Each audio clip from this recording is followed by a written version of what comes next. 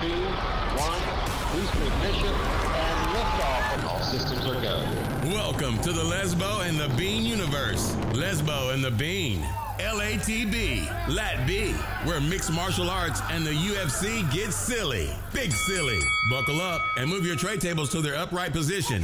And please, somebody shut that baby up. It's time for Lesbo and the Bean. Welcome back. Episode 150, Ricochet and Recap.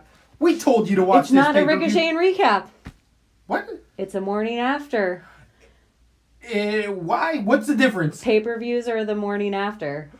Ricochets and recaps are just when we're bouncing back. You learn something new every day. I know. So I liked them both. They both got the morning after got a huge thing from the fans, but me and you like the way the Ricochet and recap worked. Totally. So I decided to make everyone happy, and that's kind of what it became over time. And I have started to see a couple other podcasters using the You told me to morning only after. talk about stuff that concerns you, and I figured you didn't care about it that much. I should have talked to you about it. Just kidding. Can you imagine if you were like a dictator? Only talk to me about it if it concerns me. Not at all. You guys don't know how he is off air. Definitely a diva. Yeah. I need only green M&Ms before I Yeah. get in here to podcast. He has a whole And list my in nose. the green room. So, Yeah, so the morning after UFC 230. I have seen other podcasts using the title the morning after. Because but they stole it from us. it tends to be male-oriented where, we got a lesbo here that can totally... It just works in so many more different levels. The morning after pill is what we could call ours if we wanted to. I like the morning after in general. I think It leaves gets a more little open. political. Yeah. It gets a little political. But you definitely needed a Plan B pill if you watch that main event. I know we're going to get there, but somebody got their leg impregnated, and that was Derek Lewis. Now I thought you were talking about the size of DC's belly. Oh, poor DC. Hell of a night of fights. We told you guys to watch. We told you guys this is going to be a fun fight night. There's money to be made. There was I better people not that even fell do out. that. We'll get cut off YouTube. Right? Ballers over here. But, missed some shots, made some even better shots. Unfortunately, some of our underdogs didn't come through because before we even got to the fight card, there was a fight that ended up falling out the day before. One of the fighters that missed weight. If you follow us here at Lesbo and the Bean, you got late breaking news, reason to follow us on Twitter. Sajar Eubanks missed weight, and so did Brian Boom Kelleher by about a pound. Sajar Eubanks a pound 0.2. But even after that, Brian Kelleher ended up not taking the fight the day of the fight Saturday due to potential food poisoning. We know that there was issues potentially with him missing weight, which is uncommon for Brian Kelleher at this point in his career. But it might make sense why he had a hard time making weight if he had... I totally agree. food So poisoning. if he was already compromised. The interesting thing about the food poisoning that I hear a lot of fighters get sick and or food poisoning during these few days that they were going to fight. I think it's an attribute of stress and also weakened immune system from cutting the weight. So they're more susceptible. So usually you could fight off that mini food sickness, but let's say you get a little bit of a bad mayonnaise on your sandwich and you don't have anything in your body to fight it off, so it overtakes you immediately. A lot of these guys get flus the week of. You know what when they're else I cutting think weight. it is? Food poisoning, but maybe not so much. Food poisoning, not the way we're thinking of it, where it's badly cooked food, but sometimes when you withstand from things for so long, and a lot of these fighters do their whole fight camp, and they're, especially during the last couple, while they're cutting and getting down to weight, that once they make weight, they overindulge.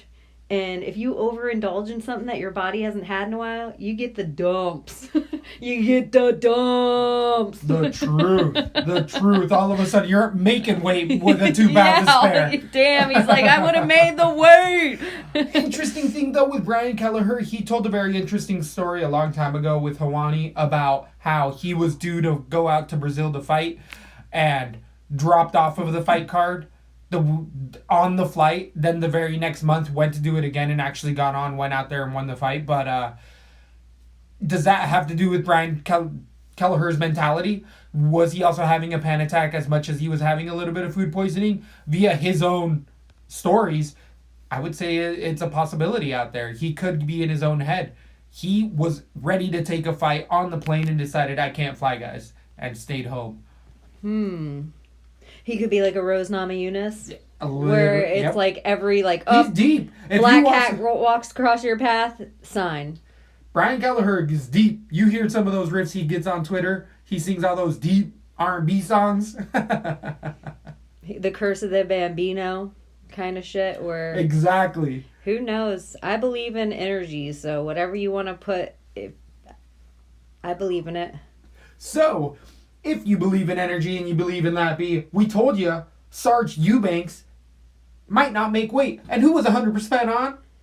Told you guys, this lady is undisciplined.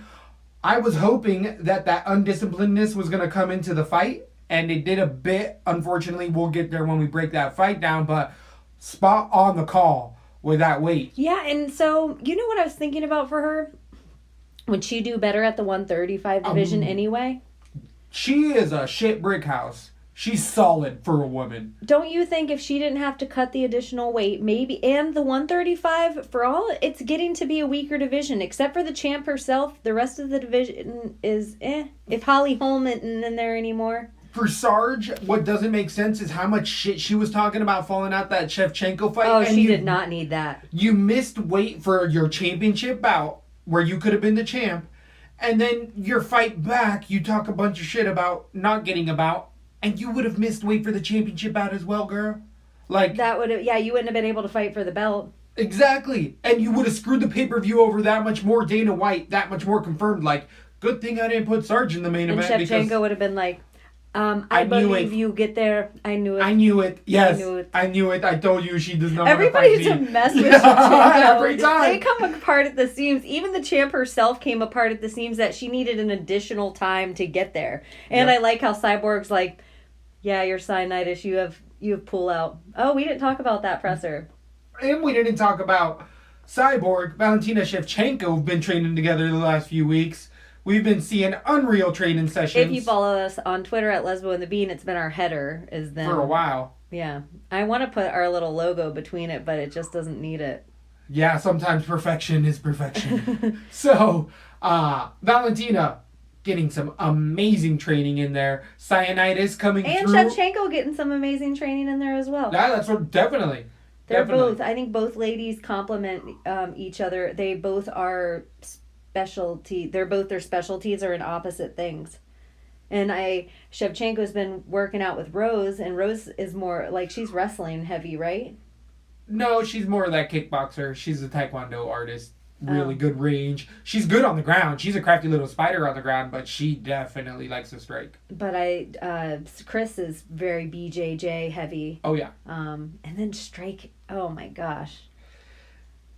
I really like the way that they're going. I love the whole Muay Thai sisters mentality and traveling the world and being the traveling samurai, and she's doing it better than most. But back to the presser, the Jon Jones and Chris Cyborg and Gustafsson presser. Did we chat about that at all? We did not chat about that. That ended up happening between hand. Oh yeah, of course it did. Sorry about sniffling in the microphone. If you guys haven't seen the gifs running around there, Jon Jones back in it with Gustafsson too. Who's gonna stand in front of who? Who's gonna be the bigger dog? Who's going to win the little battle? And we got a little bit of fireworks. I don't know whether to be excited about this or not because you burned me once. Shame on you. Burn me twice. You ain't gonna burn me twice. And Jon Jones burned me like 25 times. Oh, I know. So I don't want, I love the hype, but at the same time, I'm like, when we get there, I'm going to get excited. Until there, you ain't going to get my hopes up. You ain't gonna burn me twice. I'll tell you one thing. I like that somebody in the audience said, "Stay away from dick pills." And he was like, "I will. Yep, I will." Me too. The other thing, just off the bat, right from the start, Jon Jones, from Lesbo to Jon Jones, eye to eye. Please do not shave that mustache off again. You are not attractive without it, my friend. You are not as good looking. He drops at least 3 points on the, if they rate somebody from 1 to 10. Yeah. piece of advice. Facial hair on Jon Jones. He is a 10. He is a Nike athlete, champion of the world with that on. Without it, hoodlum that runs over pregnant ladies. Does he have a weak upper lip? What's the I think why? he might Diagnosis. have too much upper lip. Oh. It's Them like DSLs. Yeah, it's like weird. It's a weird range. Can you imagine what Eddie Murphy would look like without his mustache? What didn't he in Shrek? That's what he looks like without his mustache. The donkey with the big old teeth. I love Eddie Murphy. I'm joking. No, but you can't even imagine it. That's kind of how I feel about with Jon Jones. Or maybe some of our audience out there, when if your dad had a mustache your whole life and then when he was 13 he shaved his mustache. When I was 19, all of a sudden it's like, whoa. Who the fuck is that guy going on? He shaved it once as we were children, and I remember my youngest brother cried for 2 days. They couldn't recognize him. And is your mom he looks younger? Yeah, 100%. It's so much better. I can kiss him, and it doesn't. And that's probably how they looked when they met or whatever. I don't know. I preferred my father when he had a mustache. So, all the good advice here on Movember. Oh, it is Movember, yeah. It is. I'm not going to stick to that even though I'm scraggling the scruff. I got a day job. We'll see. Okay. So far, I'm a part of the club. You should talk your boss into Movember and then you're allowed to keep it. Oh, we'll see. We'll see. I don't got that good Jon Jones facial hair. I got that trashy ass. And he has great indigenous facial hair. People hair. His Jon Jones's facial hair. No. He looked good. No. You know those stereotype Speedy Gonzalez mustaches? That's what I got. Where it's 3 little wispy hairs that are just 3 lines. The Homer Simpson hairdo, that's my face. John, who do you have for Cyborg or Amanda? Come on. I think I'm not putting negative energy to it. Cyborg, easy. I mean, it's a fun fight. Probably the best fight that Cyborg's ever had, honestly, in there. Toughest. I don't know. I think Holly can beat Amanda. I was going to say Holly would be the only other person in there, and she went 5 with Holly and was never in any danger. So I'm going to give that to Cyborg. But it's a fun one. I'm excited for it. Most of the time, it's a blowout. One of the few times. You think Cyborg handles Amanda on the ground? I think the line should be Cyborg minus 145. Close. Yep. And Amanda with the extra 10 pounds. Yep. She should be a near even, if not slight underdog. But 3-4 to 1, not Cyborg, not this fight. Those odds are off. I agree. But the odds have been off. And you know what I'm starting to notice? A lot of other casts and stuff are saying, here's what we think, here's what the actual odds are. Here's what we think they should be. Totally. I'm starting to notice people talk about what their odds would be. And I wonder who are these odds makers? Who are these people? Nick Kalikas, I believe, is one of them. He has a podcast. Premium odd betting. I wonder how many. I think he sets them for 5 dimes, and then there's a couple other guys. That's a lot of pressure. That's a lot of things to know about to just come in. You got to know your shit. It's their day job, though. And hey, we hope and we trying. We giving you positive line setups here. We understand how Nick it works. Galifianakis. Exactly. You hear that? You can pay me. Sport bet or whatever they are, bet DSI. You can pay me to set your odds all day. I think by far, by leaps and bounds, if the 125 champion, if the soon-to-be 125 champion could get to where it is a split decision with you, and some people think she won that fight, the 145 champion's going to give you problems. It's a lot. It's a lot to put on yourself, Amanda Nunes, and ATT having a little downfall these days. Oh, yeah. Having a little downfall these days. There no Jackson Wink.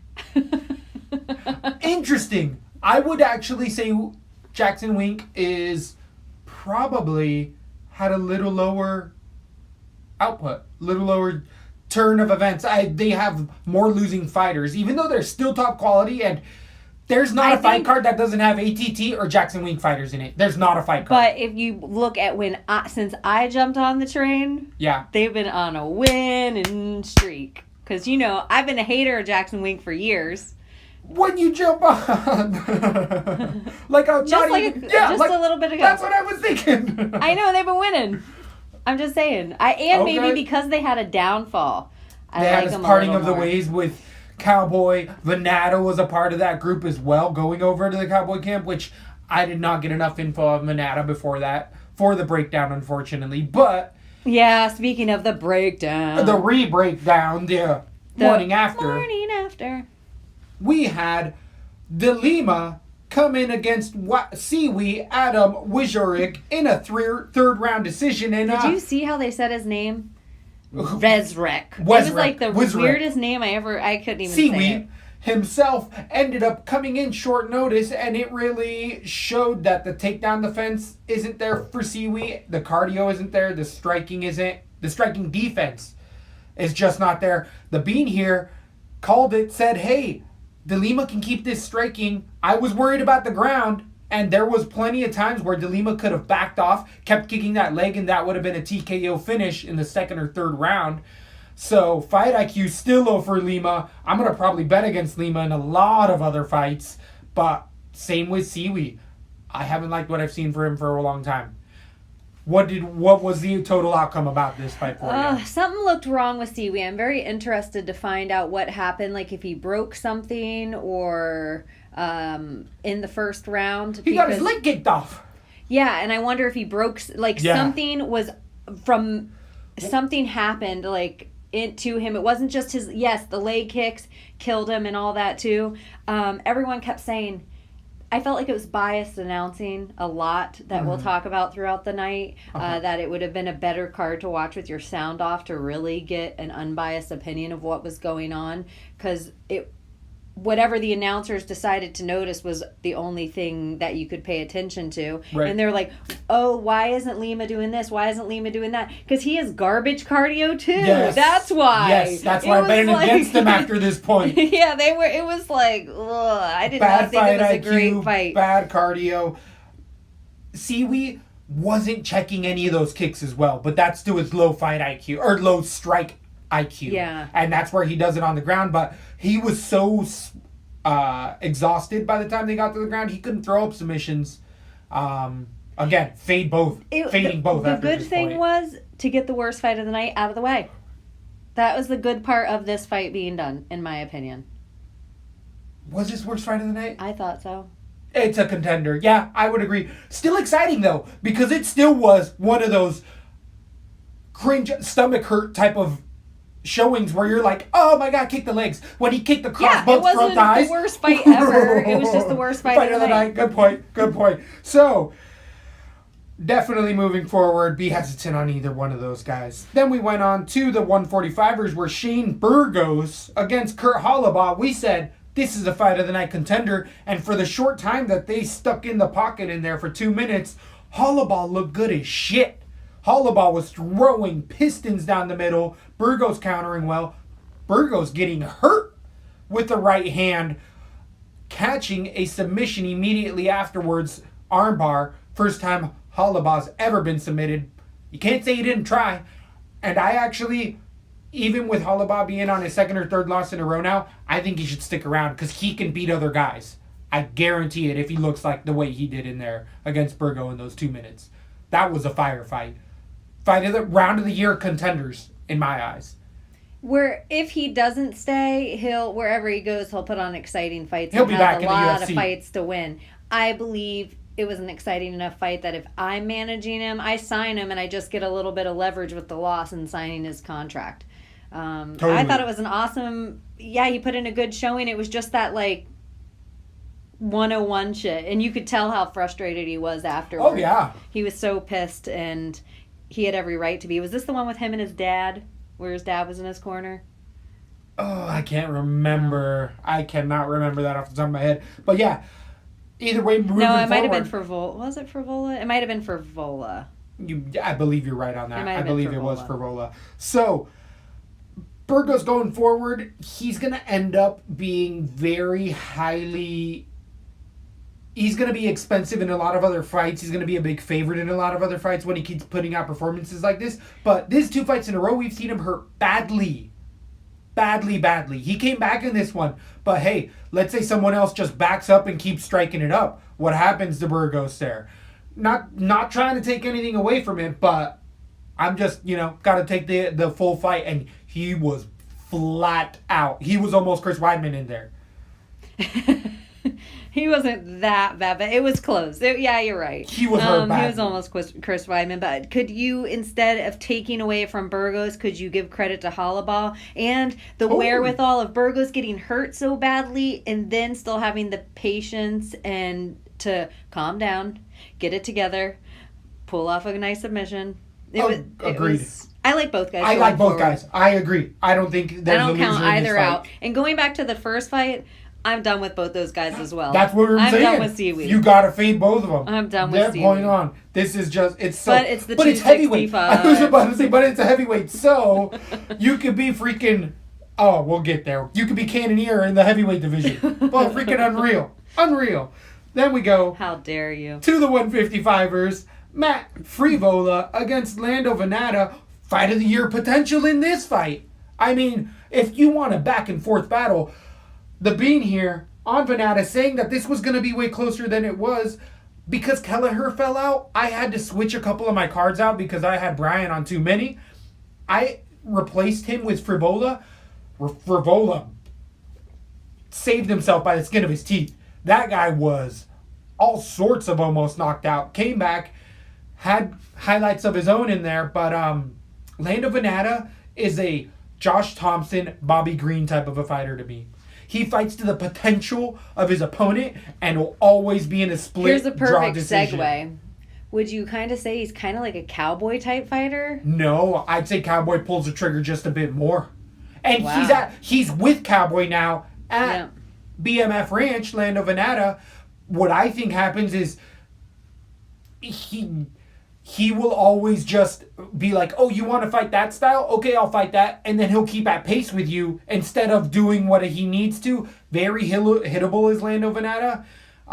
Has tons of power, or does he? I mean, he hurt Frevola how many? 3-4 times in there? Hard? I think he has power. In my opinion, it's testament to how great both guys is. And True. In the future, watching Frevola go forward, I think he is going to be a sneaky underdog in a lot of fights going forward. And Lando Venata, he's going to end up with a shit record, but the UFC would be stupid to cut him because we were talking about it right before this fight, and I think I said it about this fight. Or is Frevola going to be another one of those guys that were like, he's a monster going forward? Totally. I remember you saying that. And he looked all sorts of good in there. That was such a fun fight. Yeah, if you put Frevola on your card, I didn't put him anywhere. I don't know what the points were, but that could have been a great... Because I do think they were a little bit away from each other. They were. Frevola was definitely the much bigger underdog overall in there. And it was Frevola... Oh, I will get it later. Yeah, I'll find it. The one thing I will also say is Venata, I do think he was favorited in that for sure. So Frevola, if you had him on your card, though, it was the better play, probably, even though, because it ended in a draw, so neither. 51 points for the 7-3 fighter, 7,300 on DraftKings. Yeah. He was definitely low owned on a lot of spots, and it was only that Kelleher. It was because of that Kelleher play that ended up working out. Another reason to follow us. I went heavy on Twitter. Venata, or I didn't go heavy on my cards Venata. He was just a little too pricey for me, but I didn't go Frevola at all. So what a great play if you did it. Sneaky guys moving forward. Big on both of them. And I switched some. So if you followed us on Twitter at Lesbo and the Bean, we put out our cards. So you could have done parlays with those throughout the night and take them where we agreed on things. I think where we agreed, except for the Arce, which we'll get to, I think we did pretty well. I would agree with that. I was cashing out. Because we both did 7-12. Our cards are totally different. Yep. And we both did 7-12. And I bet you the ones we agreed on snaked a good DraftKings. There was quite a few underdogs that came throughout the night. So it was definitely high stakes MMA in there. Speaking of one of those underdogs, I switched. Too good. That's why I brought it up. Lyman Good at And he wasn't 170 the pounds defeated Ben Killa B Saunders. Saunders trying to use those knees that we were talking about. We were saying that clinch, Ben Saunders. Also saying Ben Saunders. Kill a knee. That's what we were calling We were him. calling him that. He was going for it. But I also feel like I said, in that clinch, I think Good can throw an overhand right over the top of that clinch and hurt Killer B because his chin's. And that's what happened. I believe it was an uppercut, but some overhand rights eventually finished it off. Killer B, that chin is gone. I got to fade you from this point out. Good looked amazing in there, but it was against Killer B, guys. So he's going to be highly, highly hyped. He's got tons of power. I got to remember to just pump the brakes on him a little bit. His next fight out. Killer B isn't what he used to be. He's not Killer what he used to be. Exactly. I think a good thing for Ben Saunders, and the UFC will use you as a setup guy if you want him to use you as a setup guy, and this is what's going to happen. Ben Saunders, I'm sorry, and I hyped your train a little bit. I think you need to go to EBI and be a jiu-jitsu guy. I think that's your thing. I don't think the UFC necessarily is the route for Ben Saunders. How much more can you take? That's what I'm saying. That's exactly what I'm saying. We had TKO round number 1. At least I did on Good. I had round Good number everywhere. 3. I was able to pay up for him because I was playing DraftKings-wise some lower stakes players. Not necessarily on my card picks, but it was one of those wager gauger situations, and Good paid off over that 100 mark. Anything left with either one of those guys? I'm good. On to a big underdog coming through. Shaman Marias defeating Julio Arce via third round decision. Arce hanging on by a limb, being the other Serra-Longo guy in there. Arce could have been knocked out a few times. Marias in that first and second round could have 10-8'd it. Held on to that third round. Arce's grit and tenacity kept him alive in that fight, and Marias' gas tank really started to show. But Marias' takedown defense getting sneakily better. I like both of these guys moving forward. This was another great fight of the night. Very unique, different stylistic matchups, and Arce's got heart. There's a lot of guys that would have quit. This was the blood fight. This was one of the bloodiest fights, supposedly, of all time. Sherman Moraes cutting him up with elbows, throwing elbows all fight long. Joe Rogan was taking pictures of the mat because it was the bloodiest fight he had ever seen. Yeah, I believe Anik and Felder and Rogan are like, look at my shirt, look at my phone, look at the camera, blood everywhere. It was madness. There will be blood. They were calling for a stoppage due to lightheadedness. It was like The Shining. Yeah. In the elevator. Like, happy Halloween.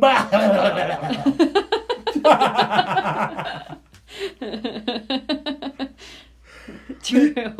But yeah, Arce did not end up great for the price. Agreed. It was a trick. It was not a treat. It was not. If you went with Moraes, which I feel like I said stay away from a lot of this fight. I had Arce on like 2 or 3 cards. Moraes almost nowhere. Moraes was really worth the points if you picked him. I didn't. Where it paid off for me was that I didn't play this fight much at all, so it didn't end up hurting me either way. I like both of these fighters again moving forward. This bit me in the arse. Totally. I played Arce on way too many cards. I don't even know why, too. I don't know him. This is the fight that I live and learn, and I stick with what I know, because what do I really know? Totally. I look like a horse's Arce. The one that did make me feel a little bit arsey was Sijara Eubanks against Roxanne Modafferi at 125 pounds. This was a former... Did both of us switch to Eubanks before the fight started? Yes, but this was the wager gauger type of a play for us with Modafferi. I think I had Modafferi decision on the Modafferi podcast. Decision as well. After she missed weight and stopped cutting in, Sijara Eubanks did the, oh well. The upper arms. I was like, on my period. I was like, she didn't kill herself. This is one of those 80% of fighters who don't make weight are winning. Way to be a feminist. I was on my period. Like, come on. Get out of here, lady. Come on. DraftKings wise, this was the one I played a lot. I had Modafferi in 80% of my lineups. I actually switched her off of like 90 to 95 because I just thought it would go to decision. It ended up getting there. Modafferi only scored 22 on DraftKings. 22 points. But it allowed me to get those 9-5, 9-6 type of fighters. Whereas Sajara only got 80-something, and she was over 9,000. So that wasn't great either. Agreed. I thought I saw... I cashed in this fight. I like Moraes going forward more than Arce, just by the way. Yeah, I agree with really loved everything I saw out of him. Me, other than the gas tank, Moraes' gas tank was a little bit sketchy, and that plays perfectly into this fight with Eubanks as well. She missed weight on her period, but in that third round, Modafferi was putting a pace on her first or second round, but Modafferi succumbed to that pace a little bit as well. Sarge, though, moving to that one strike combination type of third round stuff we don't like to see against the Bullet. That ain't gonna save you. Against the Bullet, you're gonna get eaten alive in that third, fourth, and fifth round. Did you see your favorite fighter, Jessica I, was already talking shit to Eubanks online? I hate myself for this. I got I in that fight, from what I saw. But Jessica I has a fight coming up next week, or no, I'm sorry, UFC 231. Okay. Against Chukagian. Choo-choo. That's a fun one. Chukagian in that? Styles make fights, and I'm going to say that Chukagian, I have to look at the takedown defense, and if Chukagian has subpar takedown defense, which I think she does, if not, I have a decision, Chukagian, but I think I beat Eubanks, because both of Chukagian and I have better cardio than Eubanks. And wouldn't you say I also has a lot better, a lot more power. I didn't actually think Modafferi had bad strikes.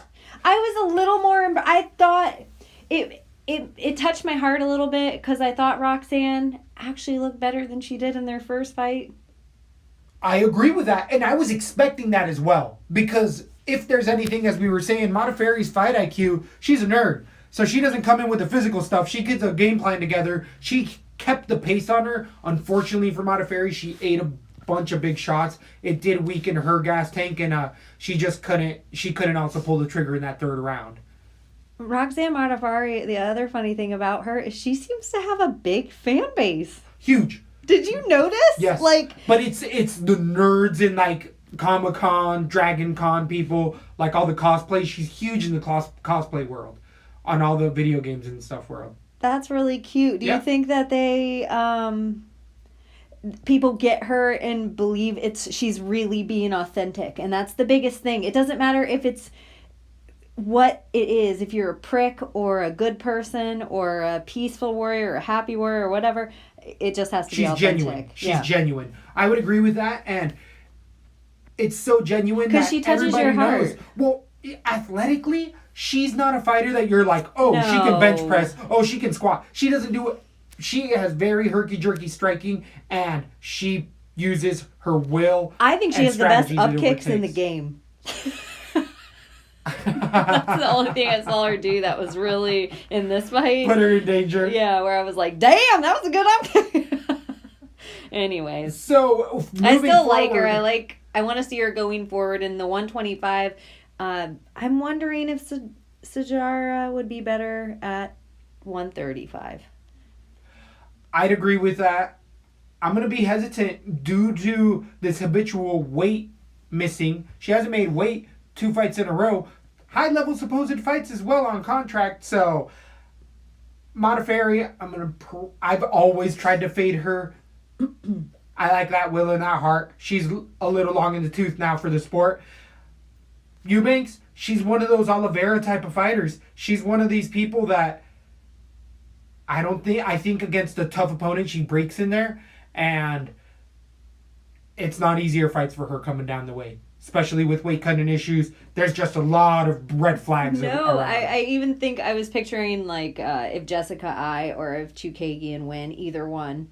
Both of them are you don't want to call out JJ, and you sure as shit don't want to call out Shevchenko. So you only want to call out each other, because I think in this division, that's your next fight. So whoever wins gets Eubanks of that next fight in this division.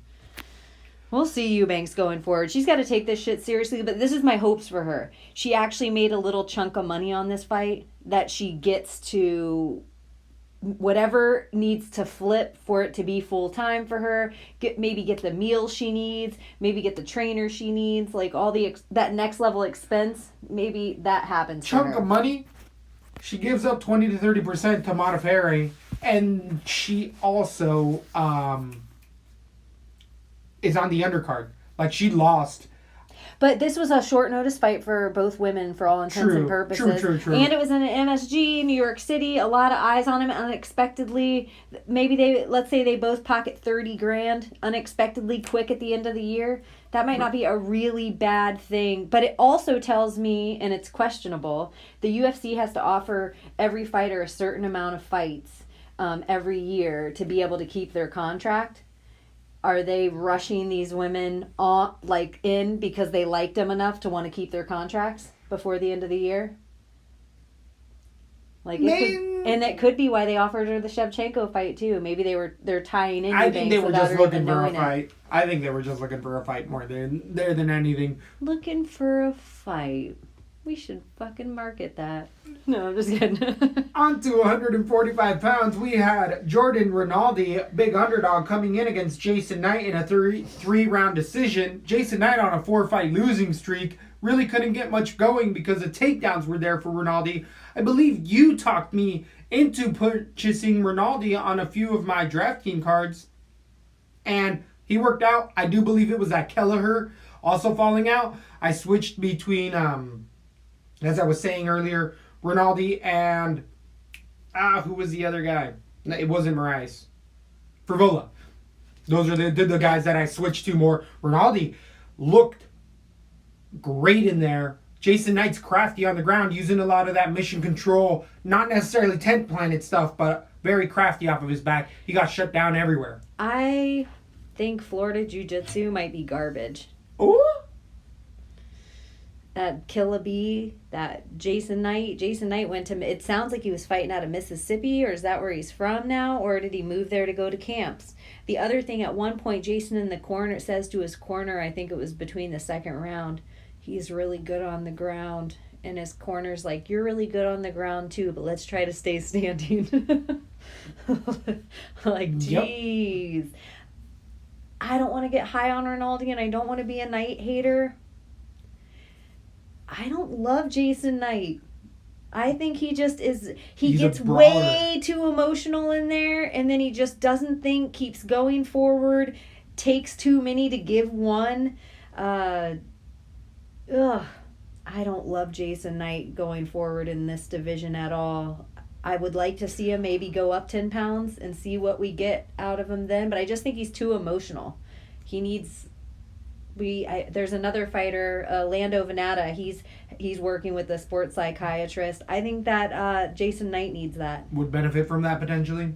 Yeah, I don't know if I love Rinaldi going forward. I liked his skill set, but I just think Jason Knight is overhyped. So I don't want to get high on Rinaldi yet. I like Rinaldi's gas tank in here. I liked his positioning.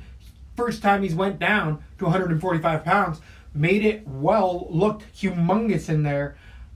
I like Rinaldi moving forward. Very well rounded. Yeah, exactly. He hits all the marks everywhere. I just don't want to. Both are young guys, but I agree with you on Jason Knight. I mean, it's rare that there's guys on 4-5 losing streaks that stick around. I don't care what division, 205 or 265. It doesn't matter.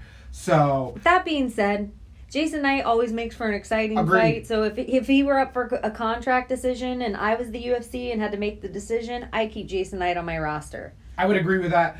And I think that you might have something where Jason Knight might say, hey, UFC, let me fight at 155. Short notice. I just want to see that. It's like I'm starting to wonder if guys become a little... I'm starting to just wonder, let's move up and just look at you there. Right, let's see where we get there. Take a little glimpsey. Andy's a guy that we watched really young, and we're starting to see him age a little bit into that next tier that maybe it's a little harder for his body to make that weight. Not that he had any problems with it or anything, just saying. On to the pay-per-view. If you're listening to LaTB, You played big on Israel Adesanya. A lot of people did. Oh, I as thought you well. were going to say, if you're listening to LaTB, make sure you like and subscribe. Tell a friend. Tell your mama. Tell somebody. 5-star wherever you can. Even a 4. Anything than that, just shoot us a tweet. But you definitely got a good call with Israel Adesanya. Derek Brunson keeps his head up. A lot of people said that wrestling was going to come through. I was hoping he was going to use it. Derek Brunson tried to use it. I might have had Derek Brunson on the podcast, but I switched to Adesanya before the... Derek Brunson tried to go to his wrestling, and Israel Adesanya I might even had Jason Knight on the podcast. Right. I had Jason Knight on the podcast decision. I don't remember anything anymore. Oh, okay. But I do think it was going to be Stylebender. closer. I did think that... I don't know if Knight it was was gonna be closer. Stylebender or if it was Bruce Buffer's jacket, but I am Loopy. trippy. Woo! So, Stylebender defended 4 takedowns in a row from Brunson, and you just saw the quit in it. You saw Brunson trying to do whatever he could to get the fight to the ground, pulling on the shorts.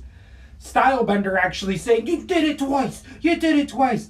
Herb Dean in there, the Black Iguana himself, had to break it up and be like, "Hey, I'm going to have to take a point." It was a fun fight, but it was a showcase fight for Israel Adesanya. I mean, he has arrived.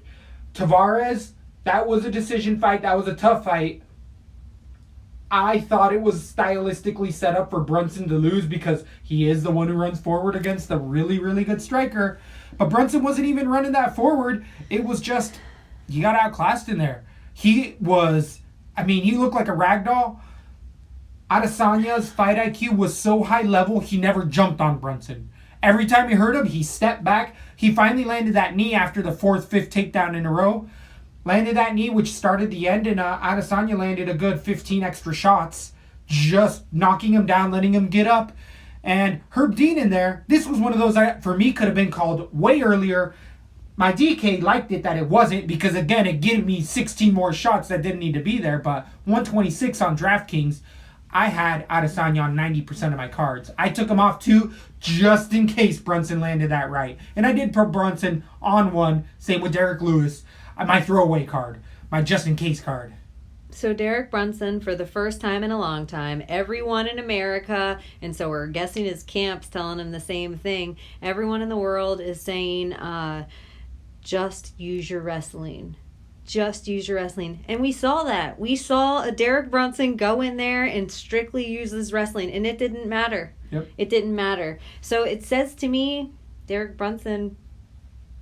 Get on out of there! No way! He stays in the UFC. How many times? What's his losing record? But it's against freaking Anderson Silva. He's on a, 2-fight losing streak? 1-fight losing streak? Let me look that up. Derek Brunson is still UFC caliber. He finishes a lot of guys. He's on a 2-fight losing streak against Souza Adesanya. Not bad at all. Not bad at all. He had a 2-fight winning streak prior to that. I'm not going to say who it was, but before that... Not bad. I'm hating on Brunson. Yeah, he stays in the UFC. He got outclassed in this fight. I don't know. But he beat Tavares. I don't know. I That's a close think fight. I don't know how much damage he can take anymore. I think he's that kind of where it's devastatingly gone. Whatever the knockouts have been. He went limp baby a few times. That's what I mean. Whatever the knockouts have been, it's so much damage. And okay, here's what I should say. If he were my husband, I'd be like, you're not fighting anymore. This isn't good for you. Or you're taking 16 months. Or you're taking this amount of time. Like, if you're going to fight again, you're taking a very long time. When you've made your money, when you're like, but I'm getting paid. Because Derek Brunson's tell that got a lot to in like there. Muhammad Ali. Yeah. I think, I just think the TBI, Ooh. devastatingly very But that's short. why you're not in the women's league challenging Cyborg, because you did. That's why, you made different life choices than the fighters. They were I know some of them do understand the consequences. And you know what? A lot of fighters don't take the kind of damage Brunson's taken. I'm not putting down all fighters. There's some on the undercard that never make it to the UFC that are punchy before they ever get there. It's nuts. Exactly. That's It's not good nuts. life choices. Yeah, I they agree. shouldn't have I been agree. fighters. They should have been welders or plumbers or something else. Like, that's not good life choices if you're punchy before you get there and then you get one loss in the UFC.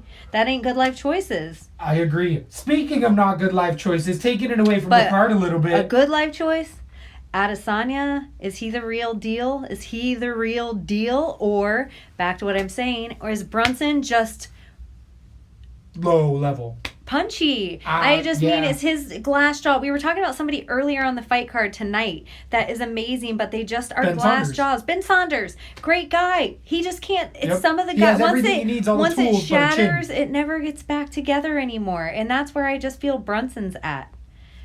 Once it shatters, I don't know. I if think it- at 185 specifically, there's because fights for Lyoto him. Machida, in my opinion, shouldn't be fighting anymore. The only reason he's true. going to do some good fights You're is right. he's all teed up. Maybe Brunson, if he can get some teed up, he needs to go into an organization that allows to have him chemicals in his body.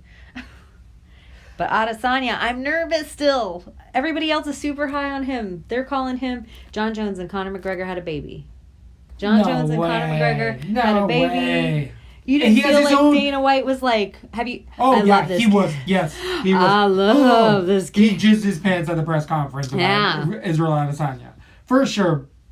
Everybody's seeing it now. Hey, there's a fun match. I don't care who it is. Throw Adesanya in there against anyone. I'm willing to see it because he isn't that any top 10 guy, though. He's not fighting people outside of the top 10 anymore. No way. My opinion, Anderson Silva will be his next fight. And if I'm the UFC, Ooh. I put Adesanya versus Anderson Silva just because Anderson's the oldest and you don't know how Yeah. many more he has. I put him against Anderson because I don't know. Did he pop or not? He says he didn't pop, or did he? He's done with his thing. Silva? Yeah. Oh, yeah, he already did his time. He's done. So I put him up against Anderson Silva first, and then maybe Chris Weidman, and I put my oldest guys so he can start eating their names up. Yeah, so I can taking a bit of their build shine. a Jon Jones. I think he is a good-looking kid. I think he is well-spoken. He says all the right things. He seems smart AF, and something different than Brunson a little bit. And not that Brunson doesn't have a ton of wins, but he just has more brutal fights.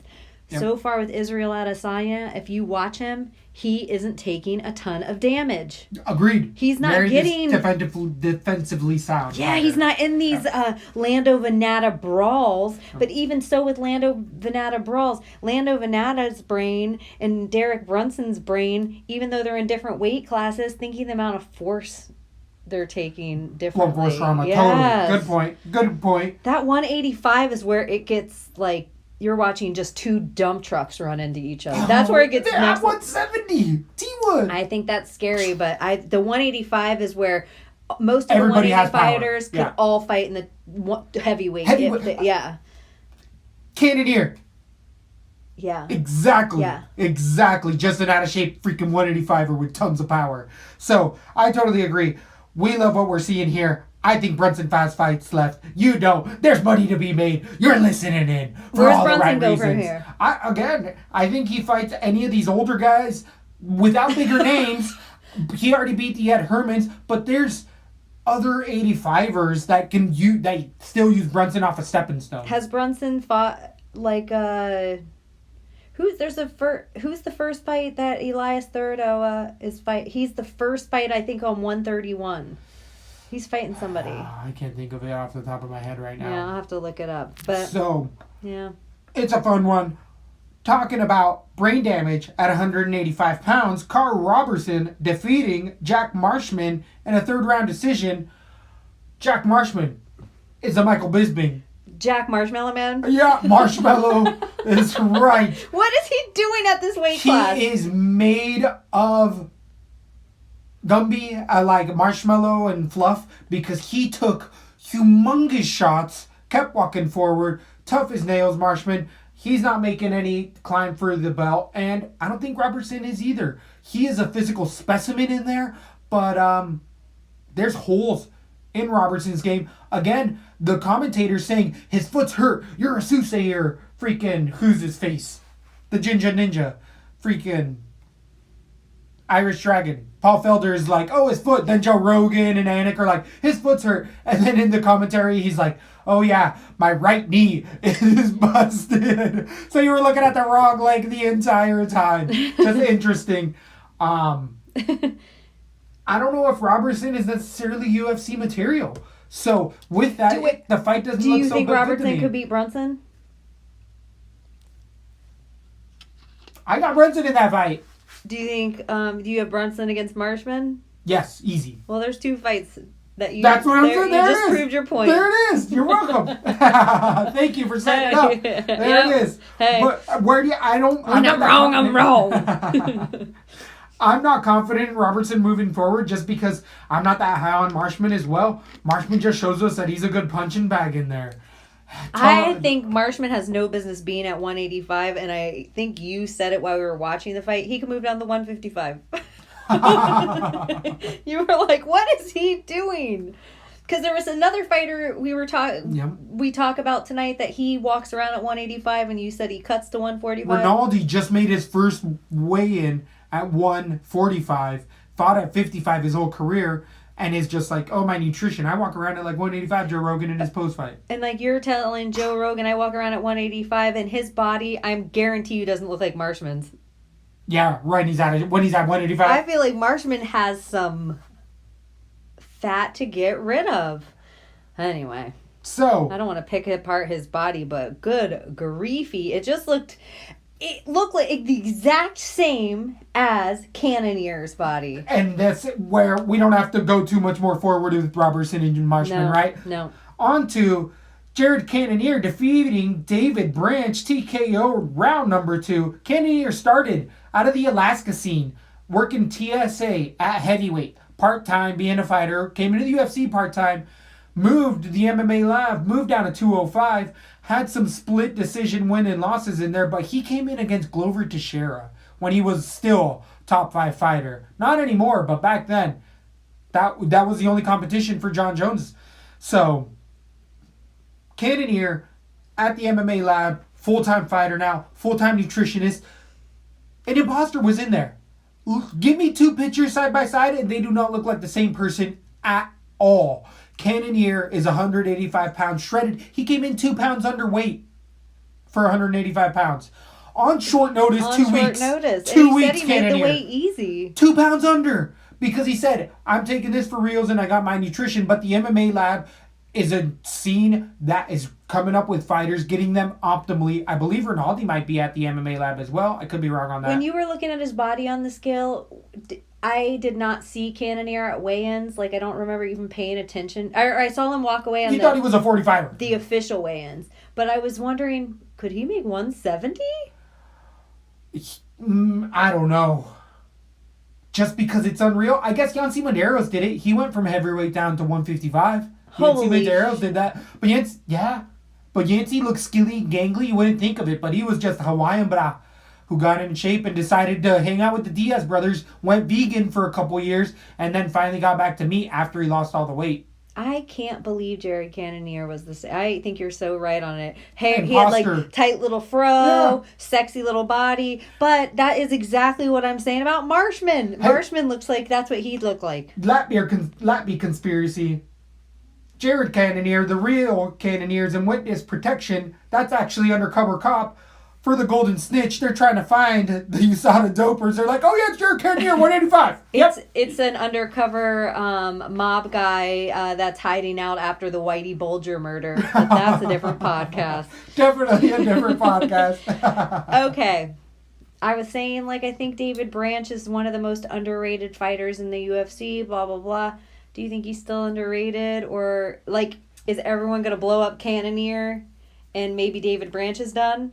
Or is, like, this a weird teeter-totter? Was I saying we always got to worry about David Branch's chin? That's the thing that has always been an issue. He's a double champ, has all the skills, jiu-jitsu on the ground. It's all about that chin. And he tapped due to strikes a little while ago as well, just to not take damage because he knew he was done. But, I mean, Cannonier smoked him in there. And did everyone say Cannonier has this perfect right hand, and that's exactly what he caught him with? Cannonier has thrown that piston of a right hand since heavyweight, and it's knocked heavyweights out. And is Souza southpaw, or is he is he? Souza is a orthodox fighter, I believe. So I was trying to make an excuse for David Branch, like maybe he wasn't training for an orthodox fighter, but I think Cannonier's an orthodox fighter as well. Yes, he is. I know Cannonier is. Was David Branch training for a ground game a little bit? Like, it is a whole different fight than Souza. I would agree with that. It is. It's a very, very different fight, but it's David Branch's chin. Because Branch is in the Ben Saunders, for me, type of area So now. you don't want to get high on Cannonier is what you're saying. 100%. He does look good, but Branch has had a suspect chin for a while. Cannonier has that type of power. But Cannonier looked good everywhere as well. His wrestling was on point. His everything. It was not a flash knockout by any means. I was worried about his wrestling. He got taken down.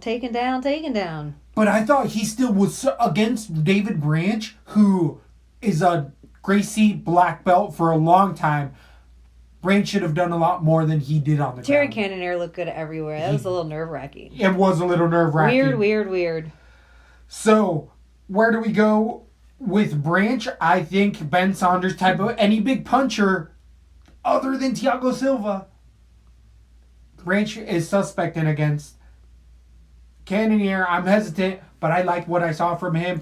David, this is what Dana White said at the press conference that I wanted to really melt out of my chair. When they said put Cannonier in there, I was like, oh, I don't know if that's a good idea. Let's not feed him to a wrestler. That's not good for his style. That's what I was thinking and I'm too. like, since when in the fuck does Dana White give a shit about feeding guys to people?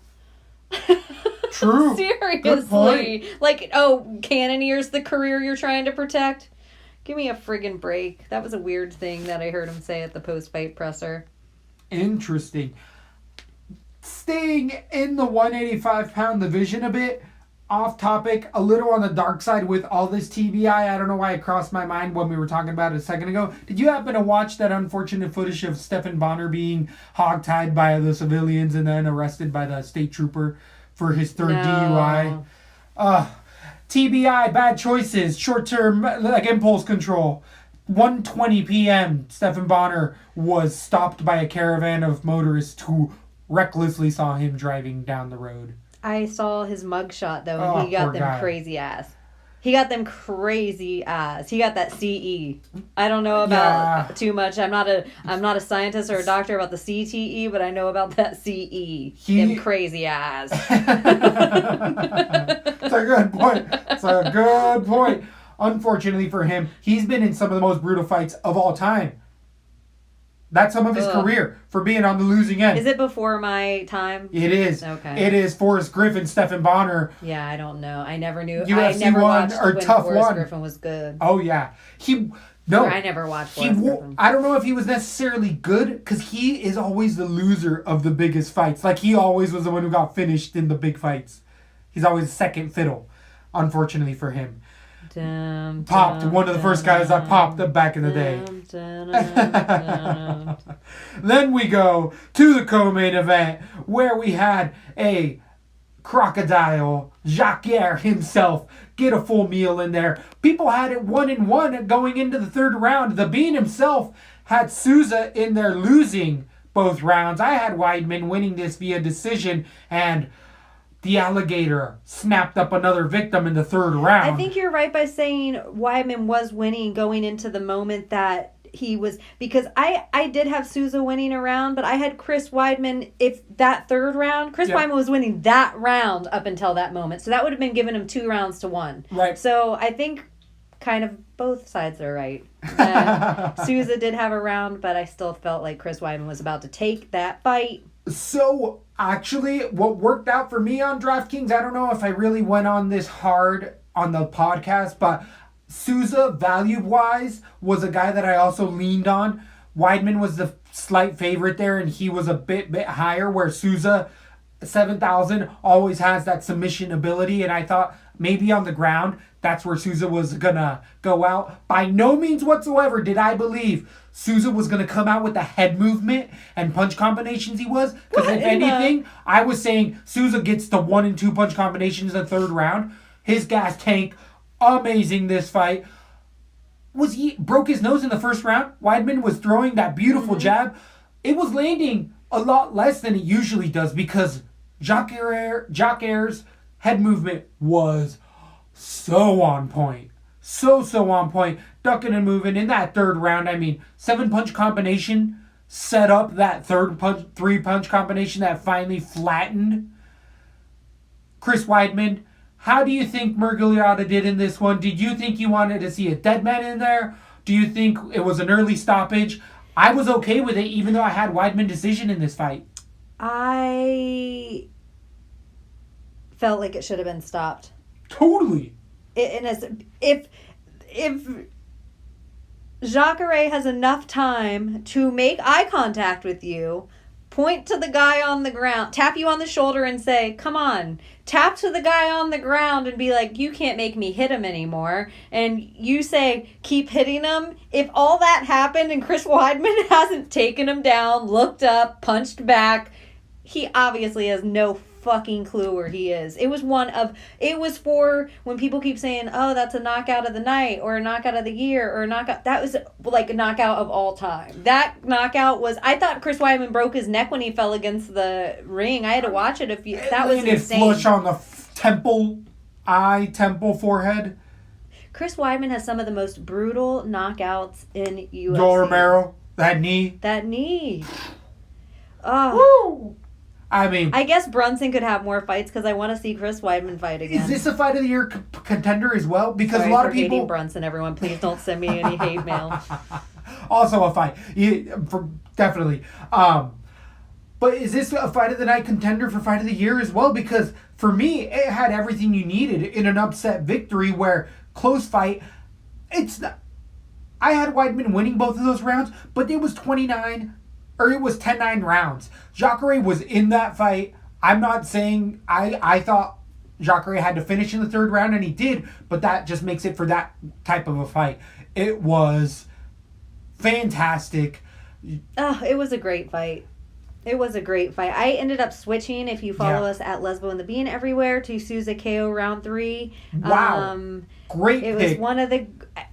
once I watched the embeddeds and I watched the face-offs and the stare, I just felt like it was a different Jacare Souza in there. When he came out and I saw, his head's clean shave again. He doesn't have that weird, trifling, balding hair coming in that it looks like he has it piss poorly glued on his head. I was like, oh, the Gator's back. Oh, okay. And it was easy for me to make the switch. I felt like Weidman does not fight good at home. It's the win one, lose one, win one. So next time he'll be on the win one. If it's against Brunson, I got Weidman. That's a good point. That's a perfect fight to put up for Weidman so he can win at home. And Brunson doesn't look bad off of a Weidman loss regardless. Well, yeah. Same with Adesanya. I don't think that looks bad for Brunson later on. I think the second fight they keep saying Adesanya Rockhold, but I think Luke Rockhold, move up to 205, homie, or even heavyweight. Get out of that 185 that Ben division. Saunders, Chinny. I feel the exact same way about Weidman, to be honest. Yeah. Get out of the 185 division. Great call. I totally agree. Brunson, everybody, let's walk on up. We can make an exciting division. The 205 is weak as hell, and the 265 is even weaker. Everybody, take a step up. But that's what Askren said one did. They made everybody go up 10 pounds and gave him the belt for the 10 pounds heavier belt or something like the in-between. I'm totally fucking up part of that. But when he was on Joe Rogan on the interview, it was part of the... Right. Souza going forward, the thing you were saying about his head movement, that is almost directly... The one thing you can say about Weidman's boxing is... Kevin Gastelum has killer boxing, and he was just fighting Kevin Gastelum and got pieced apart a little bit. Do you think that is a direct, like, he fought this guy with good boxing, he's like, I just can't go in there and sit there with this Souza locked neck. He did go in there and was like, who is this guy? Slick. He was back and forth. He was like Janet Jackson, Rhythm Nation. Is this one of those things... went to Orlando, did his own camp. It's now a camp where a lot of people were off of Souza. Guys that I listen to saying, like, he's not at ATT. He's doing his own thing. But is it the Stipe Miocic where it's like, no. Now he has an entire camp worrying about him and him only. Does that benefit him at this point in his career? And he deserves it at this point in his career. Right, he's old enough. Yes, he is old enough, and he's always for an exciting fight, especially at his age. I like both these guys. I think Jacare can still stay here because he has one of them weird shaped heads that he can take a little punch still at this. That nose is broken though. Cray. That nose needs some time off. nose is But done. he has a Dan Hendo nose for all intents and purposes. It is almost flat though. At that press conference, you could just hear the blood rolling back the back of his throat. He was just, yep, and then, poor guy. But hey, you got paid. You got paid. It was a great fight. It was a fun fight. Definitely fight card of the year potential. I mean, there was ton of finishes. I know we're gonna have to put together our end of the year soon. We're gonna have to get together our already. categories. We're already there again. We're in November. We still have all those spreadsheets. We're going to have to put together our best of. But it usually doesn't come out till January because we have a fight card like New Year's Eve. Yeah, we're up until Christmas pretty much. So then we get to the main event. You know what everybody thought was going to happen. Highest DraftKings rated fighter. Everyone thought and or knew what was going to happen. Ballers himself, DC Daniel Cormier, coming in. And little trivia fact, this fight almost fell out, even though this fight stepped in for 3 other fights falling out. Because of a little sneezy? Because of a little 40-year-old sneeze. And it's one of those things where a lifelong career of athletic sports and wrestling is very damaging on your body as well, let alone MMA, where a sneeze will put you out of your misery. Like I said, not just at 40 or MMA, at 30 is when everything starts shifting enough that you could sneeze or pick up something wrong or get off the toilet weird, or where you're like, I just pulled my back out. Have you ever pulled your back out? No, let's not get crazy. Not one. Man, it never happened to you, never. my friend. I do my squats. When I was in high school was the first time I pulled my back out, and I did do something that I shouldn't have done. I broke up 2 of my friends in a fight, and one of them was a big girl. And, they were both big girls, but one of them was bigger than the other. And the one that I moved, and I pulled my back out and didn't realize it in the hullabaloo of it all. And it'll change you. I might have pulled my back out once. You, like, sit on the potty, and then you're like, it's like not a chair. I can't stand up. You're like, oh my God. I did that once. And I got squashed in a crank. 9 days to come back. They wanted to give me a shot in my back to loosen it up, and I was like, I'm just gonna keep stretching, but I couldn't sit up or down. But you pull your back out, and then you gotta go fight the Black Beast and lift up the Black Beast and do a single leg on the Black Beast. Takedowns. If you're listening to LaTB, you know the Bean likes to put some money on the main event. It's usually where I have my biggest grasp on. I had DC round number 2 TKO. I thought it was gonna be ground and pound. Giving a little credit to the Black Beast, but I thought DC was going to use a good game plan and just wear him out that first round. Finally finish it. Didn't see the submission coming all that much, but the round number 2 plus 300 bet ended up being profitable. I feel like it's been a few weeks in a row now that I've been hitting. Well, I do really all right at the main event, but I had Cormier submission just round 3. I was giving Derek Lewis a little more, like, he took so much shit from... Do you think it happened sooner because he just went through a body beating in the last fight, or this would have happened regardless? I think this would have happened regardless, but it was just a paycheck for either fighter. Daniel Cormier said it himself. So the Black Beast, I mean, they all know. These guys fought almost a month ago. It's unreal that they're headlining. All tribute to them. All tribute to the undercard. One of the fight cards of the year on one of the sketchiest main events we've had all year long. It was supposed to be Poirier, Diaz. It ended up being Shevchenko, Eubanks, then everything in between. Everything. It turned out, though. I mean, it came up. I'm happy for Daniel Cormier. Take some time off. Who do you think he has next here? DC definitely takes some time off. They're trying to create heat between him and Jon. I don't think DC needs to go back down for any reason, but he was very excited when they handed him those 2 belts. He was like, Dana, why you spoil me? And he got both of them. He was so excited. He didn't expect them. I think that's a little of Dana White rubbing it in Jon Jones' face, because I'm sure Jon Jones told Dana his exact goals one day, and it was before Conor and before DC and all this, including the Brock Lesnar fight. Also, do you think there is a setup for DC to take Brock's belt? Do you think it's a setup? WWE and do world. you think Daniel Cormier is about to make the crossover? Vince McMahon, the wrestling, he's listening. That guy's paying attention. He knows what's up. And Daniel Cormier is setting it up for himself as well. Good for him. I think there's something to that. I definitely think so. I really, really do. It's good for him. If you think back, too, at Ronda's first 2 fights, who was fucking in the... Or at least one of those first 2 fights. DC was in the audience. Truth. He's a big wrestling fan. Has never made any bones about it. He'd be perfect. Okay, here's a question. If DC goes over to WWE, will you watch WWE? No. Me either.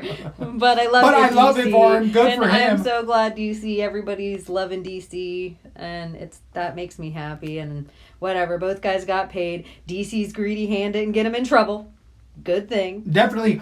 Hey, was the Bean saying that left switch kick was going to come about? He says if Brock's not ready, he'll fight Stipe in a rematch. Good for him. I love everything about DC. There's a card like a week before his birthday, and DC says his last fight is he has 1 more fight left. Good for him. He's earned everything. Definitely one of the greatest of all times. The only hiccup is against one of the greatest of all time. So... nothing to be ashamed about for Daniel Cormier. Wish him the best in all of his next endeavors. We had a fun one. We made tons of money. We got another week coming down the pipeline. UFC Fight Night Denver. We're going to have a 13-card bout. It's going to be the Korean Zombie versus Yair after he fell out against out of the UFC. And... the UFC. There's some fun fight on that card. Can't wait to break them down. Indian. Perry's on that card. He is. Co-main event of the night. We're going to have some racial tension about, those minorities, how they're uppity against the white man. That 1 in 3% minority. I have a little... What about if Perry is so intellectual that he's actually just bringing attention to the fact that Donald Cerrone calling himself a cowboy is the racist thing? I'll leave it there. Make sure you like and subscribe. That's supposed to be. Thanks for listening to LaTB. For all things Lesbo and the Bean, head over to lesboandthebean.com or follow us on Instagram, Facebook, and Twitter.